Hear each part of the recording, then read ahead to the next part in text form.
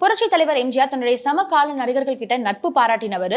அந்த டைம்ல நடிகர் ஜெய்சங்கர் கிட்டையும் நட்பு பாராட்டினாரான்னு திண்டுக்கல்ல இருந்து பாலாஜி கேட்டிருக்காங்க. எம்ஜிஆருக்கும் ஜெய்சங்கருக்கும் இடையே நல்ல நட்பு இருந்தது.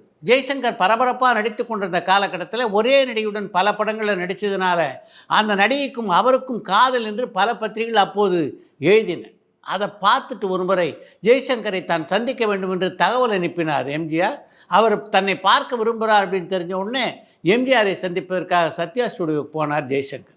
இப்படிலாம் செய்திகள் வெளிவந்துட்டுருக்கே, அதெல்லாம் நீங்கள் தவிர்க்கலாம் இல்லையா? நீங்கள் வளர்ந்துக்கிட்டு இருக்க ஒரு நடிகர், இப்படிப்பட்ட செய்திகள் வர்றது நல்லது இல்லையே, அதனால் உடனடியாக ஒரு நல்ல பெண்ணை பார்த்து திருமணம் செய்து கொள்ளுங்கள் என்று எம்ஜிஆர் ஜெய்சங்கருக்கு அறிவுரை செய்தார். அந்த அளவுக்கு அவர்கள் இருவருக்கும் இடையே நல்ல பழக்கம் இருந்தது.